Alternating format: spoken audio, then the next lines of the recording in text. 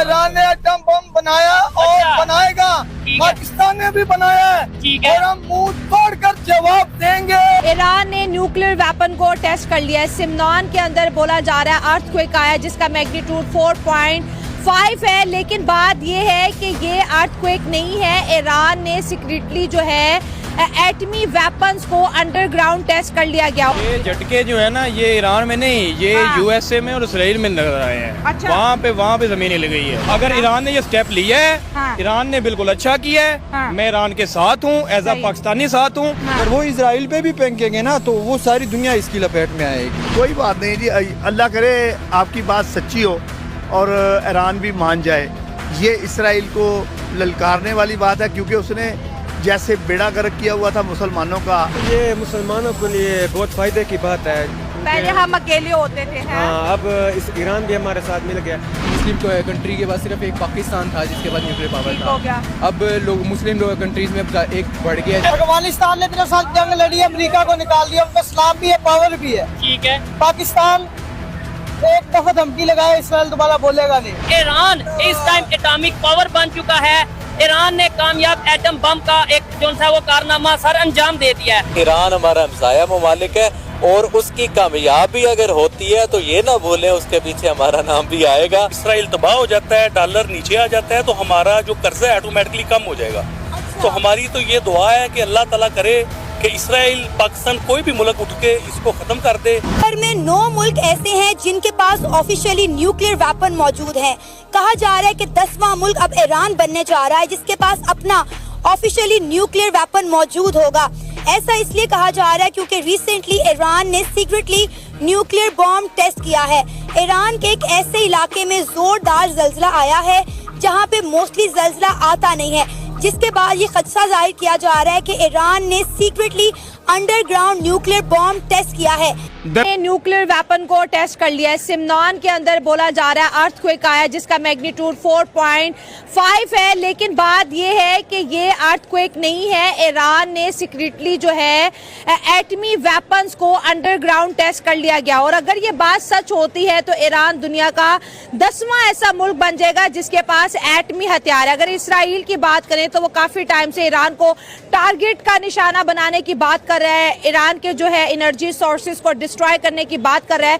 तो हो सकता है कि ईरान ने ये करके दिखा दिया। बहुत से आर्टिकल्स दुनिया में इस वक्त छप रहे हैं जिसमें ज्यादातर ये बात की जा रही है कि ईरान ने न्यूक्लियर वेपन को टेस्ट कर लिया है। दोस्तों, अगर हम ईरान के सुप्रीम लीडर खामनाई की बात करें तो उन्होंने एक फतवा जारी किया था कि ईरान कभी भी जो है एटमी वेपन्स नहीं बनाएगा क्योंकि उनकी नजर में ये हराम है। तो क्या जो है ईरान अपने फतवे को चेंज कर रहा है, अपने फतवे से पीछे हट रहा है? बहुत ही जबरदस्त खबर है। क्या ईरान और इसराइल की जो जंग है उसमें एक नया मोड़ आ गया? क्या दोनों एटमी वेपन्स के साथ लड़ने को तैयार है? बाकी जो है ना ये ईरान में नहीं, ये यूएसए में और इसराइल में नजर आए हैं। अच्छा।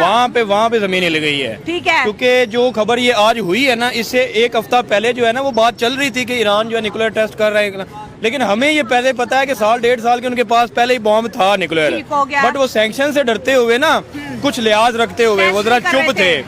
लेकिन अब उनको पता चला कि इसराइल हम पे हमला करने जा रहा है। जब इसराइल का उन्होंने सुना ना कि हमला करने जा रहा है, उन्होंने कहा ऐसे नहीं। अच्छा। अब मुझे ये लगता है कि मुस्लिम कंट्रीज में अगर कोई गैरतमंद मुस्लिम कंट्री है ना तो वो ईरान है। अच्छा। अब बात करते हैं जी टेररिस्ट को। टेररिस्ट अब गोरों के पास एक ही फार्मूला है कि जिसको उन्होंने तबाह करना उसको कह दो ये टेररिस्ट है। अच्छा। क्या हमने उनको रजिस्टर लेके दिए हुए हैं? अच्छा। कि वो डिसाइड करेंगे कौन टेररिस्ट है? अच्छा। गोरा मारे किसी को, मुस्लिम को, तो वो हो गया वॉर। और अगर मुस्लिम अपने बदले में अपने आप को डिफेंड करते हुए अटैक करे तो वो हो गया टेररिस्ट। ये अब टोपी ड्रामे बंद हो जाने चाहिए। अगर ईरान ने ये स्टेप लिया है, ईरान ने बिल्कुल अच्छा किया है। मैं ईरान के साथ हूँ, एज अ पाकिस्तानी साथ हूँ। और वो इसराइल पे भी फेंकेंगे ना तो वो सारी दुनिया इसकी लपेट में आएगी। ईरान बड़ा एग्रेसिवली काम कर देता है वैसे। हाँ, वो काम कर लेता है एग्रेसिवली। ईरान को हम बड़ा सपोर्ट करते हैं, लेकिन थोड़ा सा पीछे लेके जाऊंगी। ये वही ईरान है जिसने हम पे 2 एयर स्ट्राइक्स की हुई है। एयर स्ट्राइक्स किए थे तो हमने भी तो वापसी इसी में किए उधर थे से ना। हुई थी ना, तो ये रिटेलिएट तो फिर करना था ना, प्रेशर बढ़ा वो था। तो बहुत बड़ी स्टोरी है ना। वहाँ पे भी तो अटैक्स होती है, वो इधर आ जाते हैं, जो हमारे जो BLA है वो उधर चली जाते हैं। तो उन्होंने, पाकिस्तान ने भी एक्शन नहीं लिया, उन्हें उधर से एक्शन ले रहे थे। ठीक हो तो गया। वो तो ईरान असल में ना अपनी वो पावर दिखाना चाहता है कि मैं इस इलाके का गुंडा हूँ, मैं जो करना चाहूँ कर सकता हूँ। जिस तरीके से उन्होंने इराक में अटैक्स किए, इसके अलावा शाम में भी किए, तो फिर उन्होंने पाकिस्तान में भी कर दिए थे। तो आप कह रहे हो कि अगर ये खबर सच निकली तो खतरा बहुत है? बहुत बड़ा खतरा है, क्योंकि अगर ये खबर सच निकली, अल्लाह न करे उन्होंने अटैक कर लिया, फिर अमेरिका किस तरह पीछे रह सकता है? वो तो इसराइल को अपना पार्ट मानता है, अपना एक वो हमारे लोकल जबान में कहते हैं कि वो उसका नाजायज बच्चा है। कोई बात नहीं जी, अल्लाह करे आपकी बात सच्ची हो और ईरान भी मान जाए। ये इसराइल को ललकारने वाली बात है, क्योंकि उसने जैसे बेड़ा गर्क किया हुआ था मुसलमानों का, फलस्तीन में, कश्मीर में, हर जगह पे। देखिए ना आप, हमारे जो इस वक्त के मौजूदा वज़ीर आज़म है मियाँ शहबाज शरीफ, उन्होंने जनरल असेंबली में फलस्तीन के बारे में कितना जोरदार धमाके से खिताब किया। ये मुसलमानों के लिए बहुत फायदे की बात है। पहले हम अकेले होते थे, हाँ, अब इस ईरान भी हमारे साथ मिल गया। मुस्लिम कंट्री के पास सिर्फ एक पाकिस्तान था जिसके बाद न्यूक्लियर पावर ठीक हो गया। था। अब लोग मुस्लिम कंट्रीज में एक ईरान ने एटम बम बनाया और बनाएगा, पाकिस्तान ने भी बनाया है, और हम मुंह तोड़ कर जवाब देंगे। किसको? यहूदी जो इजराइल मुल्क है, जो हमारे साथ टक्कर लेना चाहता है, उसे शायद पता नहीं कि अल्लाह ने इस तस्वीर में कितनी ताकत रखी है। अफगानिस्तान ने इतने साल जंग लड़ी, अमेरिका को निकाल दिया, उनका इस्लाम भी है, पावर भी है। ठीक है, पाकिस्तान एक दफा धमकी लगाए, इसराइल दोबारा बोलेगा नहीं। ईरान इस टाइम एटॉमिक पावर बन चुका है।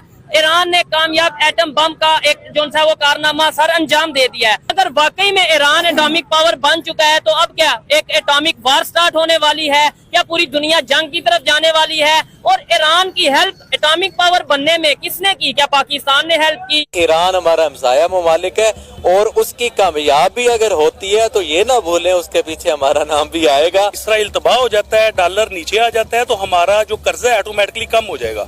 तो हमारी तो ये दुआ है कि अल्लाह ताला करे कि इसराइल, पाकिस्तान, कोई भी मुल्क उठ के इसको खत्म कर दे। हमारे अंदर जो मुसलमानों को ये बैठा हुआ इसराइल, ये फिनिश हो जाए। तो सर ये मतलब अच्छा तरीका है।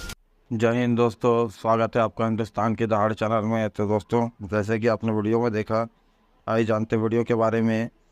1 अक्टूबर को ईरान ने इजराइल पर लगभग 180 बैलिस्टिक मिसाइलें दागी। यह यहूदी राष्ट्र पर उसका सबसे बड़ा प्रत्यक्ष हमला था। इजराइल ने बदला लेने की कसम खाई, इसके बाद से दुनिया बेचैन है। इजराइल के साथ युद्ध लड़ रहे ईरान में 5 अक्टूबर को भूकंप के झटके महसूस किए गए थे। इसके बाद से इस बात की चर्चा होने लगी कि मुस्लिम देश ने परमाणु परीक्षण किया है। भूकंप के समय और स्थान ने लोगों को परमाणु कार्यक्रम के बारे में कयास लगाने के लिए मजबूर कर दिया है। मेहर न्यूज एजेंसी ने बताया कि सुबह 10:45 में सिमनान प्रांत के अरादान काउंटी में रिएक्टर पैमाने पर 4.4 तीव्रता का भूकंप दर्ज किया गया।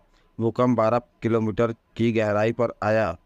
इसके बाद से लोग ये आरोप लगा रहे हैं कि ईरान परमाणु शक्ति बनने के करीब है। हालांकि किसी विशेषज्ञ ने इनमें से किसी भी बात की पुष्टि नहीं की है। आपको बता दें कि लगभग 1 अक्टूबर को ईरान ने इजराइल पर 180 बैलिस्टिक मिसाइलें दागी। यह यहूदी राष्ट्र पर इसका सबसे बड़ा प्रत्यक्ष हमला था। इजराइल ने बदला लेने की कसम खाई है, इसके बाद से दुनिया बेचैन है। हेरिटेज फाउंडेशन ने कहा कि ईरान अपेक्षा से कहीं अधिक तेज़ी से परमाणु हथियार बना सकता है। एक वरिष्ठ ईरानी सांसद के हवाले से कहा गया कि परमाणु बम के आदेश जारी होने से लेकर पहले परीक्षण तक केवल 1 सप्ताह का अंतर था। यह टिप्पणी अप्रैल में की गई थी। इनमें से कोई संदेह नहीं था कि ईरान का परमाणु कार्यक्रम अंतिम चरण में है।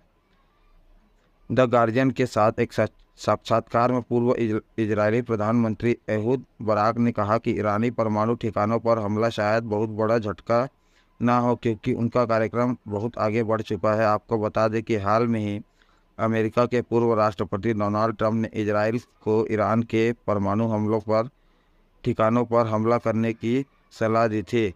पश्चिमी देश दशकों से ईरान पर असैन्य परमाणु परियोजनाओं की आड़ में सैन्य परमाणु कार्यक्रम चलाने का आरोप लगाते हैं। 2010 में नातांज में ईरान की सबसे बड़ी परमाणु सेंटर पर स्टक्सनेट मैलवेयर का पता चला था। यह बताया गया था कि अमेरिका और इजराइल के सेंट्रीफ्यूज को निष्क्रिय करने के लिए स्टक्सनेट का इस्तेमाल किया गया था, जिससे ईरान का परमाणु कार्यक्रम 5 साल पीछे चला गया था।